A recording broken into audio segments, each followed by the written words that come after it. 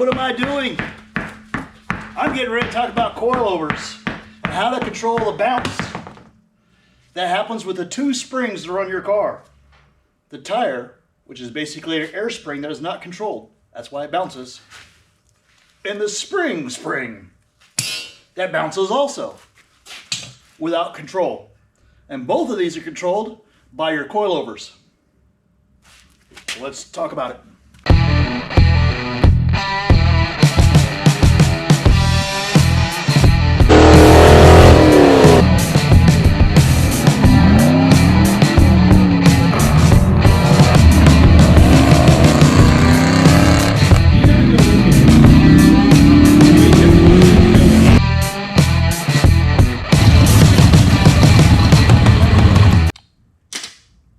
We're going to talk about coilovers and dampening and how it works on your car. So before we get into any of the adjusting part, fitment is probably one of the biggest things I see. Sometimes coilovers are too long, coilovers are too short for the package or design of suspension you've put in your car.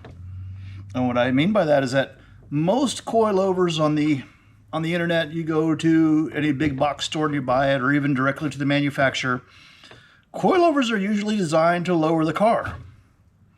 If you have a lowered car or a lowered coilover, and then you start mixing parts in like control arms from companies that have dropped pockets to make the car lower, and you start adding in, or you've added to, a dropped spindle that you bought in your inexpensive brake kit that it came, your car is going to be too low. And it doesn't matter how much you crank up on that spring, the car's going to ride terrible at that point because it has the wrong packaging.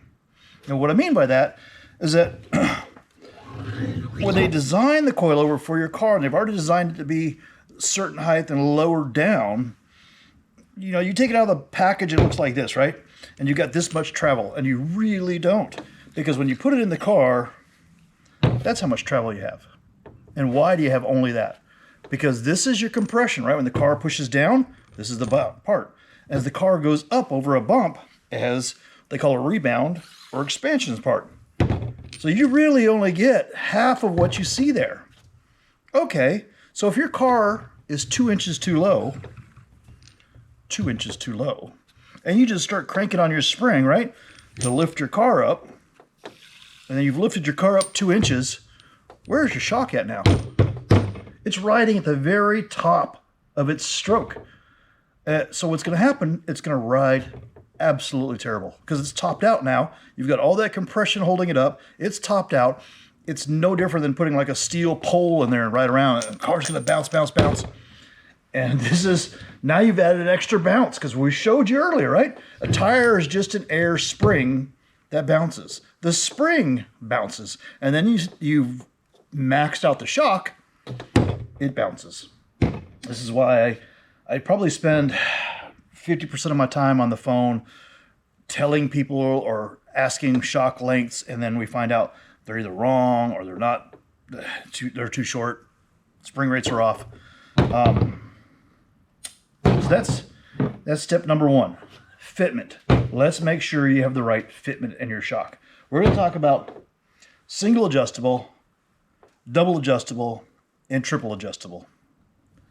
Okay, so now that you have the right shock, you want to get the best shock possible. You get a really good deal when you go to eBay, and you can buy a pair of these for $125.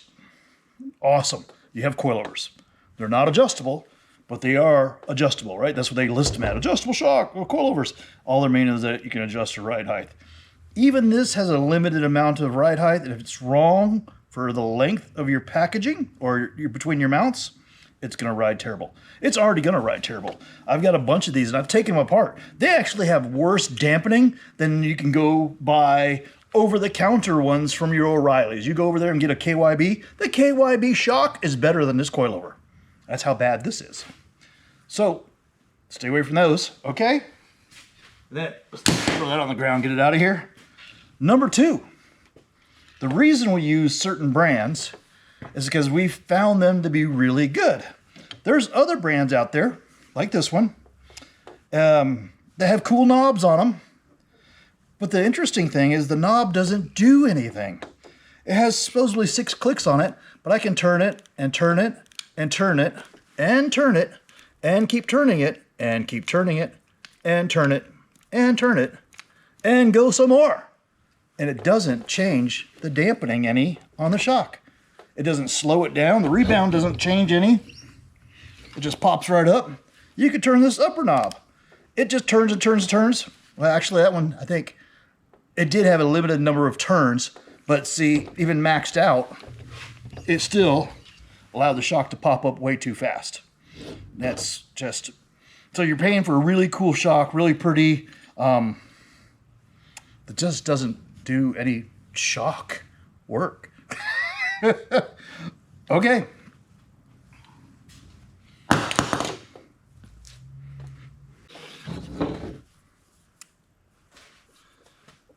Just about every single adjustable coilover on the market, or even shock on the market, is rebound. They don't do usually compression on them. And single adjustable and rebound control works in a spot they call, those are referred to as low speed. The movement of the shock shaft and the dynamic of your car can be broken down into 3 spots or 3 levels. Okay, you have a low speed, doesn't have to do with the speed of the car. It has to do with the speed of the shock shaft. So it's 0 to 2 inches of movement per second. A mid speed is just after that, which is 2 to 7 seconds. And then you have a high speed, which is 7. Rebound, single adjustables like to play in this spot right here. And the reason they do that is this is the place that you get the most driver feels. Is that a good word for it? You know, this works on your base dynamics of how the car operates. The single adjustable does. It helps control your body roll. It smooths out your steering input. It also helps control your squat under acceleration, and it controls your nosedive under braking. And it also controls lift in a corner. Like I said, it's broken down basically into 3 sections. So these operate in the low speed spot on the cars. And when you adjust it, it really does affect just the low speed. But it does, they call it a bleed, it does bleed slightly over into the mid level. Very little, but it does. And what mid level or mid speed is float. You know, when you're up to a speed and the car kind of has a floaty feel, like a set of bad shocks, that's that spot where the car is moving down a freeway is a perfect example. That's usually, 2 to 7, because the impacts on a freeway are so often the car has a floaty feel. Increasing your rebound, dampening in that, does bleed over into that very little. It does some, but very, very little. It does help the feel. Into the third level, this virtually does nothing in there. You can see it probably on a dyno. You can see it on the shock dyno. You really, on your butt dyno when you're in the car, you don't feel it. You don't feel it. So, single adjustable does these 3. Let's talk about what it does now. All right, so now you've selected the right shock. You understand what your single adjustable does, and we're going to adjust it now for the track or even the street. So most manufacturers will have their base recommended settings in their information pamphlets. Please don't throw them away. Take a look at them. I think RideTech has theirs. I know Viking has theirs. So a lot of them do. The base settings are a really good place to start. If you're using a coilover that doesn't have base settings and you're a rebound only coilover, my suggestion to you is to turn them all the way off. And this leads me to the knobs. Okay, most coilovers that are for, I guess, what would you call it? General pop. Most coilovers are righty-tighty, lefty-loosey, just like a bolt, right? Turn it to the right to increase it, turn it to the left to decrease it. They're all about that way. Like this one has a fancy arrows that tells you firm this way for rebound. The Viking has a minus and a plus on it on there. See this Ride Tech here, what does it say on there? That's got a plus and a minus on that one. So righty-tighty, lefty-loosey. Anyways, so we're gonna, you don't know what you're supposed to set it at. I would set it all the way down to almost 0 on front and on back. I mean, what I mean by that is like, these are like 20 clicks per shot. Your first 2 or 3 really don't do anything, so turn them all the way down to 0, and then bring it up just a little bit to 2 or 3.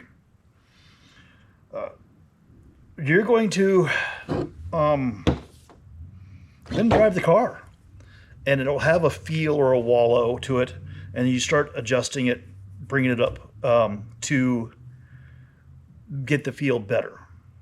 If you already have a baseline and you've done all this already on the street and you've shown up for your first track day and you're not sure what to do, put the car on the track just as it is and then start to drive. If the car starts to push, if you have to slow down a little bit on the corner entry to make the turn, what you're going to want to do is you're going to want to increase your rebound. You bring it up, I would say 2 or 3 clicks on your first shot, and then do it your next lap. Did it feel better? Then I would do it again, 2 or 3 clicks. And just because it felt good doesn't mean go all the way to the max, because there's a point that starts to happen where your corner entry is good, but if you've got too much rebound, you start to lose traction coming out of the corner on your final part of the exit. You have your entry, mid, corner, and exit. It's broken down into 3, just like their shock is. So your low speed's controlling your entry, which is fantastic. It doesn't do anything for the high speed, so as it comes out of the corner, when you have too much front rebound, the car becomes loose. Is that easy to understand? Cool. So let's talk about the rear. Okay. We talked about the front with your single adjustable, and now you've got good traction go in, your corner is pretty good, you're coming out of the corner, and it's a little loose on the back end, it starts to slide out. This is where you add rear rebound. And why is it doing that? It's doing it because as the car comes out of the corner, let's say we're going to the left-hand side here, as the car starts to come out of the corner, what happens is the inside tire starts to lift a little bit. So, if you add more rebound, it resists allowing the car to lift. And the more it resists, the flatter the car stays in the back, the more traction you have going. So you can add a little bit of rebound in the back to increase or fix your mid corner and your exit. So remember, it's broken into 3. You have entry, mid corner, exit. So your entry, you're coming in, you've got great front rebound, the car starts to turn in, and you give it gas, and the nose is now what they call tied down, right? You've turned up the rebound. That keeps the nose from popping up. You turn the corner, but these can only do so much resisting. So as you start to come around that corner, you're giving it gas, the nose slowly starts to come up. But now the front's coming up, and the back's starting to come up, and it comes out of the corner in the back, and it's loose. Add some rear rebound. A little bit of rebound on both sides will help lock it down. And that same little bit of rebound will also help on off throttle, like trail braking or whatever. You know, you come into a corner and you whoa, get off the throttle, and the nose starts to dive. What happens is the back end lifts up and it kind of slides around. Yeah, whoa, right? It makes it a little nervous. Add some rebound. So what happens then is you let off the throttle. This will resist allowing the back of the car to lift. Isn't that cool? That's what the rebound's doing. So the car stays a little flatter, a little bit more traction, and you can turn that corner. So now you have the front adjusted and you have the back adjusted to help control your entry of the corner, your mid of the corner, and your exit of the corner. So single adjustable. And I hope you guys did skip the double adjustable guys, did skip and go past all this, because we're not going to re-explain this for the double adjustable guys. Kind of the same thing. Thanks for seeing the double adjustable part of the video. If you skipped the first half of this video, which is module 1, 2, 3, 4, and 1, 2, 3, and 4, which talked about rebound, you might want to go back and double check it. Okay? Reason is that a lot of the same things that the rebound controls and feels like, the compression does the same thing. So you got two knobs on there.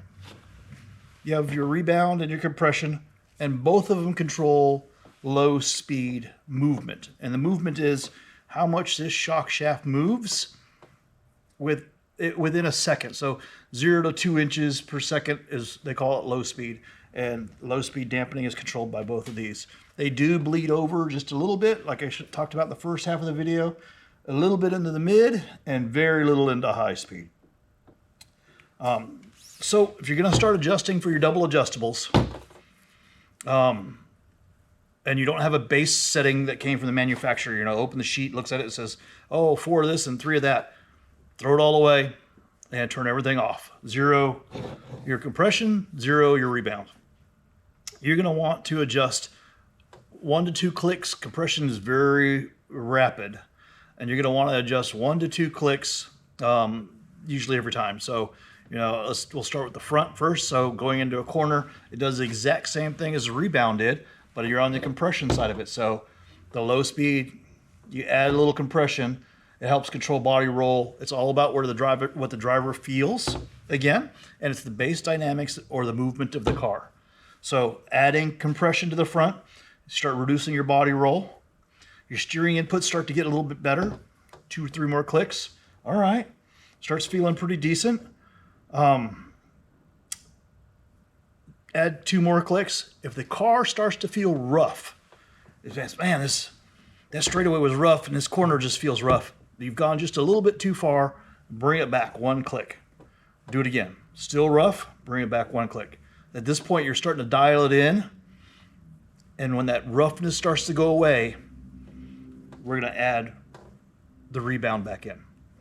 Same thing with the rebound now. You've got the compression in the front, set perfect, car feels good. Start adding rebound on the front. 2, 3 clicks up there. 2, 3 clicks till the car starts feeling great again. It's not going to get rougher, but all of a sudden you're going to be like, man, now it really turns in good. Man, my steering input is rapid. The car just starts creating confidence while you're driving. And that's the low speed. That's the low speed rebound and compression now bleeding into these spots.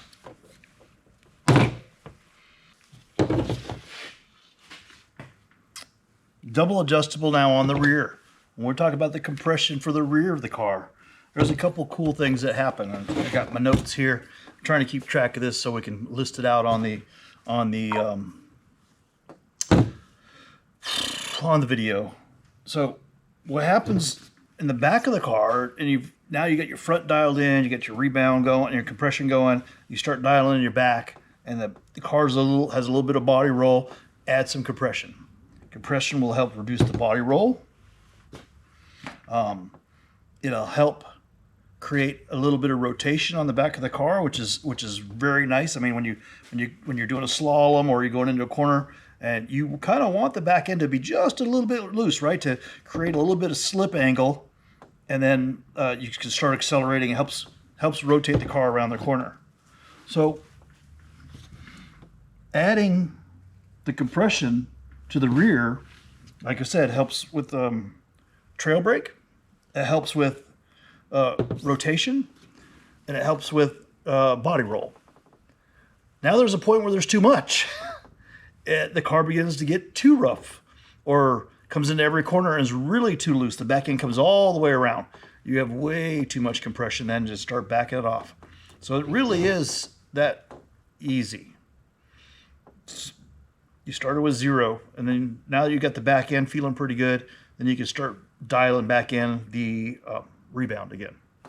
Same thing in the rebound as we did in the front. 2 or 3 clicks in the back till you start controlling that lift. You already got compression, keeping the body roll down, and you want to stop that lift. When you let off the brakes and the back end lifts up, let's slow that down. Let's keep the weight on those rear tires. Now you're going to create more traction. That's going to offset that little bit of looseness. So that's really a nice feeling. You come into a corner, car starts to rotate around, you stab the gas, and it just shoots out of the corner. That's when you have your compression resisting body roll, and you have your rebound resisting body lift, or the acceleration or braking lift. It all works really nicely together. So with the double adjustable, you got rebound and compression adjustments. Really gives the car a great feel. That's why we recommend a lot of those. Probably the next level up for that, no, not probably. The next level up from that is I love using triple adjustables.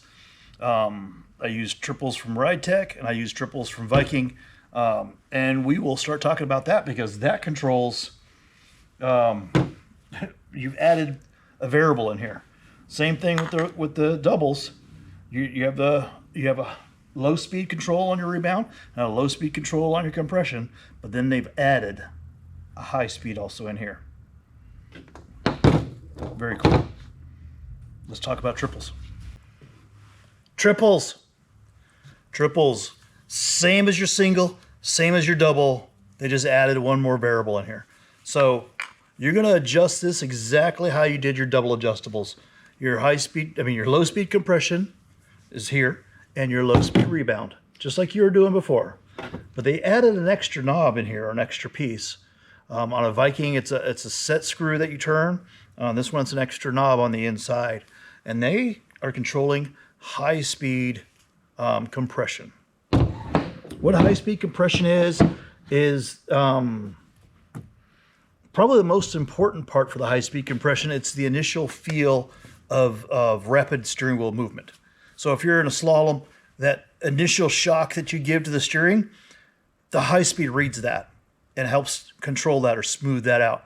That's why a triple adjustable shock really takes what you've done on a double and moves it to the next level. All those super sudden impacts it controls. If there's potholes on the track, if there's rumble strips on the track, all that gets absorbed by the high speed. The rapid response that happens when you're going through a slalom, right? Bam, bam, it's so quick. That's not low speed anymore at this time. That's high speed. The car starts to transition. And that's why towards the end of a slalom, if you have 3 or 4, the car starts to get a little loose. A lot of that can be taken away with a set of triple adjustables because that high speed, it keeps grabbing onto that spot and reducing it. So I know this is really quick for the triple adjustable guys. And you're thinking, that was it? It is. It is. Everything you learned on your singles, everything you learned on your doubles, and now you've just added high speed. And high speed is all those instant transition pieces. I think I even wrote it down here. Yes. Rumble strips, initial impact of your control, and really how it is. That's why I love it. When I'm running my cars, that little extra adjustment really makes slaloms, rapid returns, bus stops. You know, you have a bus, they call it a bus stop, where you have a little, like a jog in the middle of a straightaway where you kind of have to sweep the car hard and sweep it back to the second direction. That's a triple adjustable, just excels in those spots. So that's it for the video, really. So I did single adjustable, double adjustable, triple adjustable, and I'm going to kind of leave it there because that's usually what happens for street. There are some quads out there, and quad is just like the high speed. Rebound is what is added in there, which does a high speed, same thing as high speed compression. You know, you're working all on the opposite side, so you're going to do the same dynamics that you got here, but you're going to move here. And there's even quintuplet or 5-way adjustable shocks, and those are actually that has a bleed off, and that's a whole different story of stuff to do. You know, like for off-road racing, there's the 5th one is a bleed off. So when it reaches a higher impact than this, it bleeds it off, so it goes back into a smooth transition spot.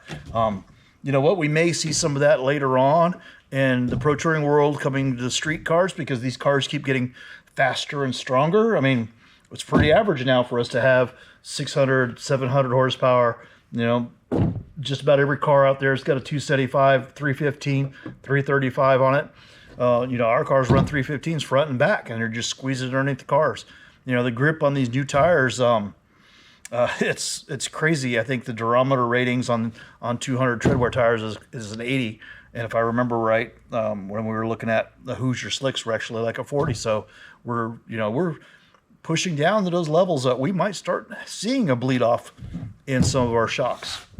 So that's it for the video. Thank you very much for watching. I hope some of this helps you on basic adjustments. I'm trying to do it before the season starts. You know, you get your new stuff, you put it on the car, take it out, play a little bit, you know, get used to it. If you can't, come on down to our autocrosses and enjoy it with us, and you can always ask questions and we'll help. So again, thank you very much for watching the video.